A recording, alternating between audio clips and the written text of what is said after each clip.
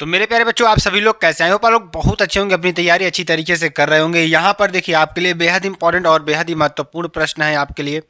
ठीक है ना।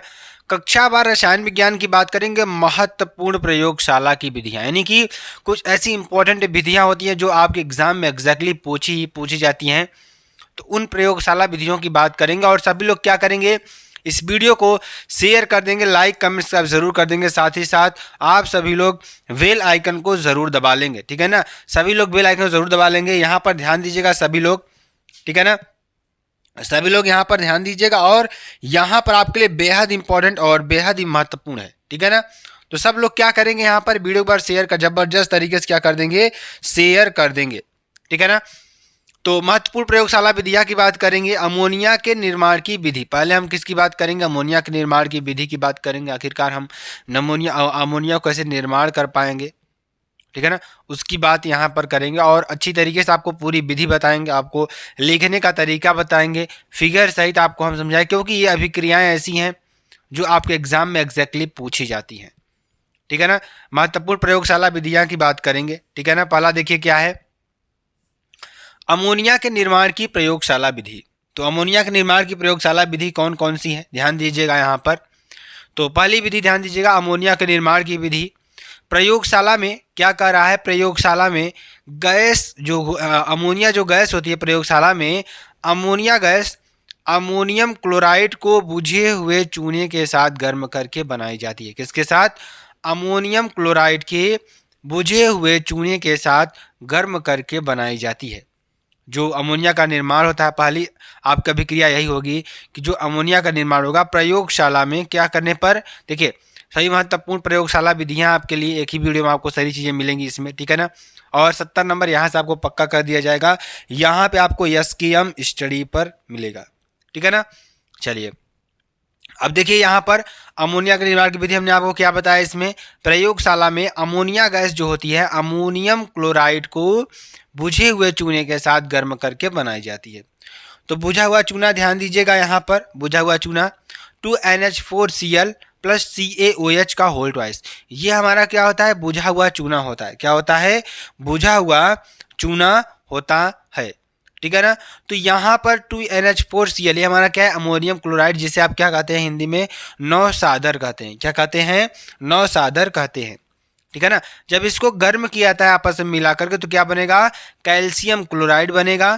क्या बनेगा, कैल्शियम क्लोराइड बनेगा, CaCl2 plus 2NH3 plus 2H2O। क्या बनेगा, CaCl2 प्लस 2NH3 प्लस क्या बनेगा, यहाँ पर 2H2O बनेगा, जिसे आप क्या कहेंगे, जल कहेंगे, और कैल्शियम क्लोराइड बनेगा। और ये हमारी क्या है, अमोनिया है। अगर यहाँ पर देखा जाए तो ये हमारी क्या है, अमोनिया। चलिए अब विधि की बात करते हैं, कैसे आप इसको प्राप्त करेंगे। आखिरकार अभिक्रिया तो कराएंगे, लेकिन कैसे कराएंगे, किस अनुपात में कराएंगे, उसकी सारी चर्चा यहाँ पर हम करेंगे। ठीक है ना। चलिए विधि की बात करते हैं। एक गोल पेंदी के फ्लास्क में क्या कर रहा है, एक गोल पेंदी के फ्लास्क में अमोनियम क्लोराइड का 1/2 भाग, यानी कि 1/2 ठीक भाग, और बुझा हुआ चूना का 1 भाग लेते हैं। ठीक, इसका हाफ लेंगे और इसका क्या लेंगे, आधा लेंगे। ठीक, तो यहाँ पर ध्यान दीजिएगा, यहाँ पर ध्यान दीजिएगा। तो यहाँ पर लेते हैं, तो फ्लास्क बिना बुझे से भरी, यानी कि जो फ्लास्क होता है, यहाँ पर ध्यान दीजिएगा, फ्लास्क बिना बुझे चूने से भरी हुई एक नली से जुड़ा होता है। अब देखिए, मैं आपको थोड़ा यहाँ पर समझाने का प्रयास करता हूँ। ये देखिए अमोनिया निर्माण की विधि है। यहाँ पर आप लिख सकते हैं, यहाँ पर अमोनिया निर्माण की विधि। आप ध्यान से समझिएगा, सारा फिगर आपको हम बताएंगे यहाँ पर और अच्छी तरीके से समझाने का प्रयास करेंगे। ठीक है ना। अमोनिया निर्माण विधि आपके लिए है ये। ठीक है ना। तो यहाँ पर ध्यान दीजिएगा क्या है कि अमोनिया के निर्माण की प्रयोगशाला विधि में क्या हो जाएगा कि, ध्यान दीजिएगा, इसमें एक गोल पेंदी का फ्लास्क में, यहाँ पर एक गोल पेंदी का फ्लास्क लेंगे। ये आपका क्या है, गोल पेंदी का क्या है, फ्लास्क है। ठीक, इसमें हम क्या लेंगे, इसमें हम अमोनियम क्लोराइड यानी NH4Cl और CaOH बुझा हुआ चूना को लेते हैं। ठीक, बुझा हुआ चूना 1 भाग, यानी 1.5 भाग इसका लेंगे तो 1 भाग ये लेंगे। ठीक, ये लेंगे। उसके बाद फ्लास्क बिना बुझे चूने से भरी हुई एक नली से जुड़ा होता है। ध्यान दीजिएगा, ये जो फ्लाक्स है आपका, ठीक, ध्यान समझने का प्रयास करिएगा आप सभी लोग। तो पहले हमने क्या लिया, एक गोल पेंदी का फ्लाक्स लिया, उसमें हमने NH4Cl प्लस COH का होल ट्वाइस भर दिया, ठीक, जिसे आप नौसादर और बुझा हुआ चूना कहते हैं। ये बात हुई आपकी। अब देखिए आगे हम क्या करेंगे, इसमें बिना बुझे हुए चूने से भरी हुई एक नली से जुड़ा होता है। ये देखिए, ये जो नली है ना, ये बिना बुझे हुए चूने से ये क्या होती है, जुड़ी होती है, ठीक।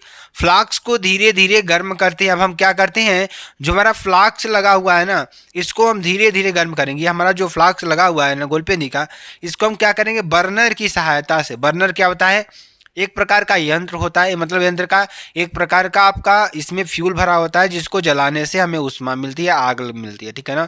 उसी से हम किसको क्या कर रहे हैं, गर्म कर रहे हैं, जिसे आप क्या कहते हैं, बर्नर कहते हैं, ठीक करते हैं।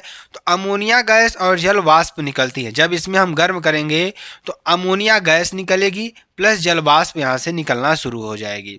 यानी यहाँ पर NH3 प्लस अमोनिया गैस और H2O का जो वाष्प होगा वो निकलना स्टार्ट हो जाएगा ऊपर की ओर, ठीक। अब देखिए अब क्या होगा, आगे थोड़ा और चर्चा करते हैं। अब देखिए आगे क्या होगा, आगे मैं आपको थोड़ा और बताने का प्रयास करूंगा। अमोनिया गैस और, ध्यान दीजिएगा क्या कह रहा है, अमोनिया गैस और, ध्यान दीजिएगा यहाँ पर क्या कह रहा है, अमोनिया गैस और जलवाष्प निकलती है। यहाँ से जो निकली जलवाष्प अमोनिया गैस, उसको मैंने बताया आपको, और गैस का मिश्रण बिना बूझे चूने के भरी हुई नली में प्रवाहित होता है। देखिए यहाँ पे आपको क्या है, क्या है, बिना बुझा हुआ चूना है, ठीक है ना। तो बिना बुझा हुआ चूना है और ये इसमें क्या था, बुझा हुआ चूना था, ठीक। तो ये आपको समझ में आ रहा है। तो इसमें देखिए क्या होगा कि इसमें आप बिना बुझा हुआ चूना लेंगे, तो जब इसमें ले जाएंगे तो क्या होगा, जो बिना बुझा हुआ चूना है वह जल से क्या कर लेगा, क्रिया कर लेगा, तो जल वाष्प को सोख लेगा और इसमें से क्या पास होगी, सिर्फ अमोनिया गैस पास होगी, ठीक है ना। तो इसको क्या करेंगे, अधोमुखी विस्थापन के द्वारा इसको हम इकट्ठा कर लेते हैं। तो वही चीज़ यहाँ देखिए आगे कहेगा कि जो बुझा हुआ चूना है जल वाष्प को अवशोषित कर लेता है, क्या कर लेता है, जल वाष्प को क्या कर लेता है, अवशोषित कर लेता है, और शुष्क अमोनिया गैस बाहर निकल जाती है, ठीक। और शुष्क अमोनिया को वायु की अधोमुखी विस्थापन कराकर एक जार में एकत्रित कर लिया जाता है। किसमें, एक जार में किसमें कर लिया जाता है, एकत्रित कर लिया जाता है, ठीक है ना। जी आपके लिए हो जाएगा, जो कि बेहद इंपॉर्टेंट और बेहद ही महत्वपूर्ण है। तो समझ में आया। एक बार मैं आपको एक फ्रीली तरीके से बताना चाहूँगा। इसमें हम क्या करते हैं, अमोनिया का निर्माण करते हैं। अमोनिया गैस का निर्माण कैसे करेंगे, हम NH4Cl को लेंगे और COH का होल ट्वाइस को लेंगे, ठीक। इसको लेने के बाद हम क्या करेंगे, इसमें हम क्या करेंगे, इसमें हम बर्नर की सहायता से गर्म करेंगे। जब गर्म करेंगे तो इसमें अमोनिया गैस निकलेगी और जल वाष्प, ठीक है ना, अमोनिया गैस और जल वाष्प उसका निकलेगा और निकल करके क्या करेगा, यहाँ पे ध्यान दीजिएगा, निकल करके यहाँ पे जाएगा, जो कि बुझे हुए चूने के साथ इसको प्रवाहित करेंगे, इसमें प्रवाहित करेंगे। तो जो बिना बुझा हुआ चूना है वो जल वाष्प को क्या कर लेता है, अवशोषित कर लेता है, और ये यहाँ से आगे जो होगी पास होगी वो क्या होगी, हमारी NH3 पास होगी। क्या होगी, NH3 पास होगी, अमोनिया पास होगी, और इसमें एक उल्टी कीप के द्वारा रख करके इसे हम क्या करते हैं, अधोमुखी विस्थापन के द्वारा इसे हम एकत्रित कर लेते हैं। यहाँ पे हमारी अमोनिया गैस एकत्रित हो जाती है, ठीक। तो कुल मिलाकर यही इसका प्रोसेस है। तो आप सभी को समझ में आ रहा होगा कि इसका प्रोसेस क्या है, ठीक है ना। चलिए आगे आपको बताते हैं। अगली जो हमारी अभिक्रिया होगी वह अभिक्रिया कौन सी होने वाली है, चलिए इसके बारे में थोड़ी चर्चा करेंगे। तो इसमें हम क्या बनाएंगे, डाई एथिल ईथर। क्या बनाएंगे, इसमें डाई एथिल ईथर बनाने की विधि को इसमें हम समझाने वाले। तो जैसे मैंने पहली अभिक्रिया को समझाया उसी तरीके से मैं इसको भी समझाने वाला हूँ। तो आप सभी लोग क्या करेंगे, हमारे साथ जुड़े रहेंगे, अच्छी तरीके से हम आपको समझाने का प्रयास करेंगे। सभी लोग क्या करेंगे, वीडियो को ज़्यादा से ज़्यादा शेयर करेंगे, लाइक कमेंट सब्सक्राइब जरूर कर देंगे, साथ ही साथ आप सभी लोग बेल आइकन को ज़रूर दबा लेंगे, ठीक। तो प्रयोगशाला में डाई एथिल ईथर बनाने की विधि का यहाँ पर हम प्रयोग पढ़ने वाले हैं, कैसे इसको हम निकालेंगे और कैसे इसको हम समझेंगे, ठीक। तो पहले इसमें हम क्या करेंगे, प्रयोगशाला में die ethyl ether ethyl alcohol के आधिक्य में क्या लेंगे, हम एथिल एल्कोहल लेंगे, C2H5OH जिसे आप कहते हैं, उसको लेंगे, और आधिक्य में सांद्र H2SO4 को 140 डिग्री सेंटीग्रेड तक गर्म करके बनाया जाता है। तो इसमें हम क्या लेंगे, ध्यान दीजिएगा सभी लोग, इसमें हम लेने वाले हैं, क्या लेने वाले हैं कि प्रयोगशाला में die ethyl ether ethyl alcohol के अधिक और सांद्र H2SO4 को 140 डिग्री सेंटीग्रेड पर गर्म करके बनाया जाता है। कहने का मतलब कि हम क्या करेंगे कि हम लेंगे C2H5OH जिसे आप एथिल अल्कोहल कहेंगे, और उसमें हम क्या लेंगे H2SO4 जो कि सांद्र होगा, कंसंट्रेट होगा। ठीक, जब इसको गर्म करेंगे तो गर्म करके बनाया जाता है। देखिए गर्म करेंगे तो क्या बनेगा, पहले ध्यान दीजिएगा, C2H5OH प्लस H2SO4, जब इसको क्रिया कराएंगे 100 से 110 डिग्री सेंटीग्रेड तक, तो बनेगा क्या, हमारा बनेगा C2H5HSO4 प्लस H2O आपका बनेगा। अब पुनः C2H5HSO4 की क्रिया H2O के साथ यानी C2H5OH के साथ कराएंगे तो क्या बनेगा 140 डिग्री सेंटीग्रेड पर, तो C2H5O C2H5 आपका बनेगा प्लस H2SO4 बन जाएगा, पुनः आपका सांद्र सल्फ्यूरिक अम्ल बन जाएगा। तो यहाँ पे क्या बनेगा, डाई एथिल ईथर बनेगा। क्या बनेगा, डाई एथिल ईथर आपका बनेगा। ठीक, तो समझ में आया, इतनी बात आपको समझ में आ गई होगी। तो चलिए ध्यान दीजिएगा यहाँ पर और थोड़ा और समझते हैं। इसको हम विधि के समझेंगे, विधि कैसे बनाएंगे, विधि को अच्छी तरीके से समझेंगे कि इसकी जो बनाने की विधि है क्या है। ठीक, तो यहाँ पर देखेंगे विधि क्या है, ध्यान दीजिएगा। एक गोल पेंदी के फ्लास्क में, मान लीजिए हम क्या लेंगे, एक गोल पेंदी का फ्लास्क लेंगे, ठीक है ना। तो इसमें हम पहले क्या लेंगे उसके बारे में बात करेंगे और अच्छी तरीके से आपको समझाने का प्रयास करेंगे। ध्यान दीजिएगा सभी लोग, और आप लोग मेरे प्यारे बच्चे हैं, ठीक है ना। आप लोग क्या करेंगे, ध्यान पूर्वक अच्छी तरीके से एकदम शांत मन से, ठीक है ना, सारी चीज़ों को समझने का प्रयास करेंगे। इसमें हम क्या लेंगे, एक गोल पेंदी के फ्लास्क में C2H5OH और सांद्र H2SO4 का 2:1 अनुपात में ले करके चित्रानुसार लगाया जाता है। देखिए चित्र के अनुसार इसको हम लगाते हैं। जैसे इसमें हम क्या लेंगे, ध्यान दीजिएगा, इसमें हम लेने वाले हैं, ध्यान दीजिएगा यहाँ पर हम लेने वाले हैं, और बहुत ही इंपॉर्टेंट है ये, बहुत ही महत्वपूर्ण है। क्या है ये, इसमें हम लेंगे H2SO4 और सांद्र यानी C2H5OH और सांद्र H2SO4 लेंगे, और इसमें हम क्या करेंगे 2:1 के अनुपात में लेंगे। दो अनुपात में अगर क्या लेंगे, हम C2H5 लेंगे तो 1 अनुपात में H2SO4 लेंगे जो कि सांद्र होगा। ठीक, तो अब इसको इस अनुसार लगाएंगे। ठीक, लगाया जाता है तो फ्लक्स को बालू उष्मक पर, जो फ्लक्स होता है ना, उसको बालू उष्मक पर 140 से 145 डिग्री सेंटीग्रेड पर गर्म करते हैं। किस पर, 140 से 145 डिग्री सेंटीग्रेड पर गर्म करते हैं, जिससे ईथर बर्फ के जल में रखे ग्राही पात्र में एकत्र होने लगता है। जिससे क्या होगा, इसमें क्या होगा, जो ग्राही पात्र होगा ना, इसमें क्या होगा, ईथर जो हमारा होगा वो एकत्रित होने लगेगा। ठीक है ना, जब एकत्रित होने लगता है तो इस विधि को हम क्या कहेंगे, इस विधि को हम कहते हैं अविरत ईथरीकरण विधि। क्या कहेंगे, अविरत ईथरीकरण विधि कहेंगे। ठीक है ना, क्या कहेंगे, अविरत ईथरीकरण विधि कहते हैं, क्योंकि एथिल अल्कोहल और सल्फ्यूरिक अम्ल को गर्म जो मिश्रण होता है, गर्म मिश्रण में एथिल अल्कोहल डालकर ईथर लगातार प्राप्त किया जा सकता है। क्या कर करके, गर्म मिश्रण में एथिल अल्कोहल और ईथर लगातार प्राप्त किया जा सकता है। ठीक है ना, अल्कोहल डाल करके क्या किया जाता है, ईथर लगातार प्राप्त किया जा सकता है। ठीक है ना, ऐसा नहीं है अभिक्रिया एक बार आप चालू कर दिए तो नहीं, आप इसमें डाल करके लगातार, यहाँ से देखिए बना हुआ है ना, यहाँ से C2H5 डाल करके आप इसमें लगातार क्या कर सकते हैं, इस अभिक्रिया को जारी रख सकते हैं। देखिए इसमें सबसे पहले हमने किया क्या, उसको समझिएगा ध्यान से, और तब इसको अच्छी तरीके से मैं आपको थोड़ा और समझाने का प्रयास करूँगा। ठीक है ना, इसमें देखिए क्या कर रहा है, C2H5OH और यहाँ पर और H2SO4 का 2:1 के अनुपात में हमने विलयन लिया। ठीक, उसको हमने क्या किया, फ्लास्क में लिया, इसको हमने क्या कर दिया, गर्म करने लगा। ठीक है ना, जब गर्म किया तो यहाँ पर जो इसकी वाष्प है, किसकी, ईथर की वाष्प क्या होगी, यहाँ से ध्यान दीजिएगा, डाई एथिल ईथर यहाँ से बनने लगेगा, और यहाँ से यानी कि ठंडा करते करते हम यहाँ पर आएंगे और बिल्कुल ईथर यहाँ पर आपको मिल जाएगा। क्या मिल जाएगा, ईथर यहाँ पे आपको मिल जाएगा। ठीक, तो यहाँ पे अगल बगल आपको क्या दिखेगी, बर्फ दिखेगी, और ये हमारा कौन सी विधि है, एल्डोल संघनन विधि है। तो ये हमारी कौन सी विधि है, ये हमारी क्या है, अधोमुखी विस्थापन के द्वारा हम क्या करेंगे, इसमें ईथर को इकट्ठा कर लेंगे। तो इस विधि से ही आपको समझ में आ रहा होगा कि यहाँ पर हमने क्या किया। तो आई होप आपको देखिए यहाँ बगल आपका एक थर्मामीटर लगा हुआ है जो कि टेम्परेचर को बताता है, क्योंकि इसमें हम टेम्परेचर को कंट्रोल करते हैं। पहले हमने इसमें क्या किया था, टेम्परेचर को मैंने पहले इसमें 110 से 100 से 110 डिग्री सेंटीग्रेड तक रखा था। उसके बाद मैंने इसमें टेम्परेचर को 140 डिग्री सेंटीग्रेड तक कर दिया। ठीक है ना। तो ये चीज़ आपको समझ में आनी चाहिए कि यहाँ पर थर्मामीटर क्यों लगा हुआ है। तो आई होप आपको अच्छी तरीके से समझ में आ गया होगा कि यहाँ पे आपको क्या करना है और क्या नहीं करना है। ठीक है ना।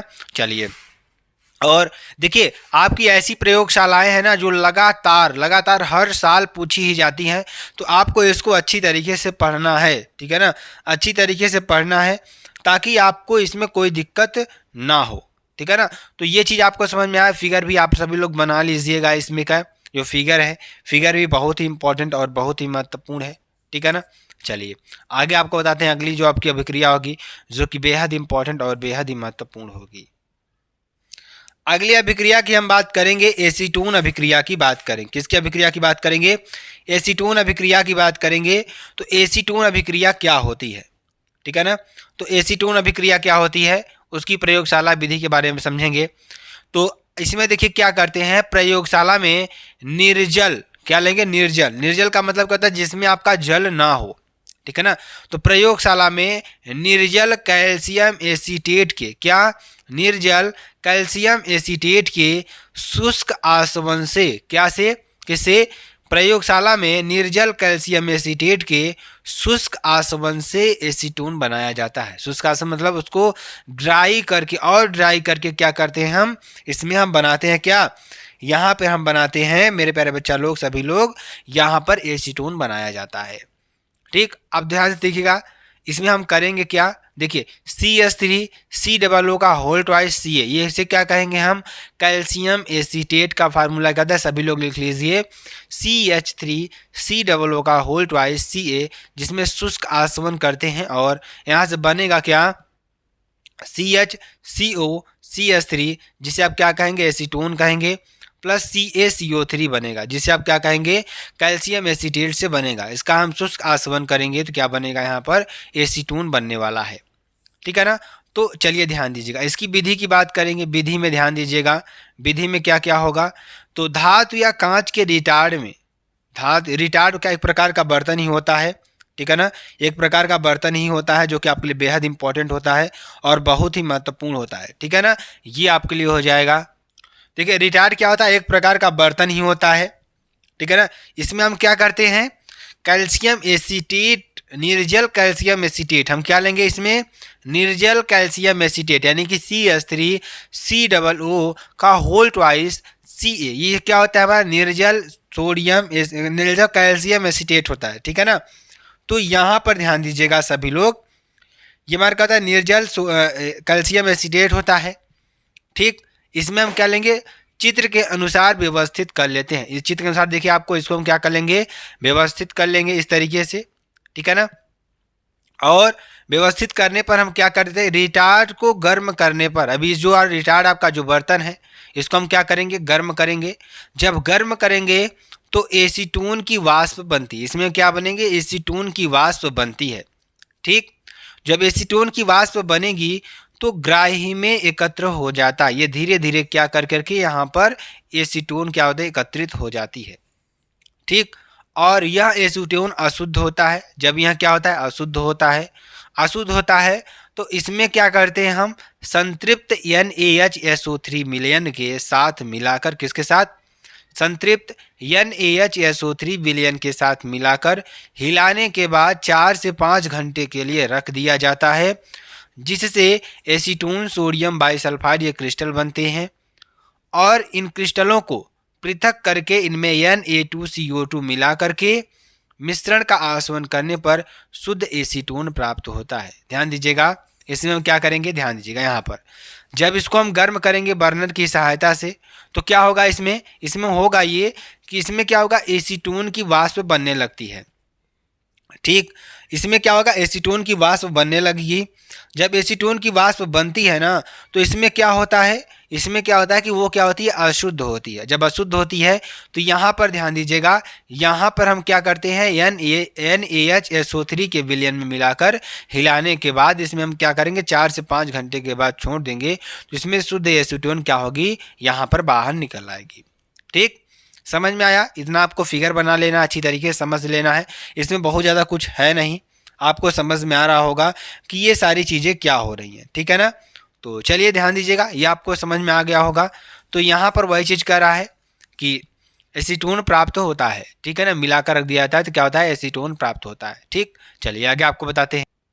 अगला देखिए, हमारा अगला क्या है, सभी लोग अच्छी तरीके से ध्यान दीजिएगा और अच्छी तरीके से समझने का प्रयास करिएगा इसको भी, और अच्छी तरीके से सारी चीज़ों को यहाँ पर समझने का प्रयास करिएगा। ठीक है ना? प्रयोगशाला में फॉर्मेल्डिहाइड बनाने की विधि का वर्णन करना है आपको। ठीक है ना? तो प्रयोगशाला में फॉर्मेल्डिहाइड कैसे बनाया जाता है, ये आपको बताना है कि प्रयोगशाला में हम फॉर्मेल्डिहाइड को कैसे बनाते हैं। ठीक है ना? तो प्रयोगशाला में फॉर्मेल्डिहाइड बनाने की विधि का वर्णन आपको करना है। ठीक है ना? तो यहाँ पर देखिए कैसे होगा, मैं थोड़ा ध्यान समझाने का प्रयास करूंगा और आपको अच्छी तरीके से बताने का प्रयास करूंगा। ठीक है ना? मेथिल एल्कोहल के उत्प्रेरक ऑक्सीकरण क्या कर रहा है, उत्प्रेरित का मतलब क्या होगा, उसमें कोई उत्प्रेरक का उपयोग किया जाएगा जिससे कि उस अभिक्रिया को क्या किया जाए, और अधिक गति दी जाए। ठीक है ना? क्या किया जाए, उस अभिक्रिया को और अधिक गति दी जाए।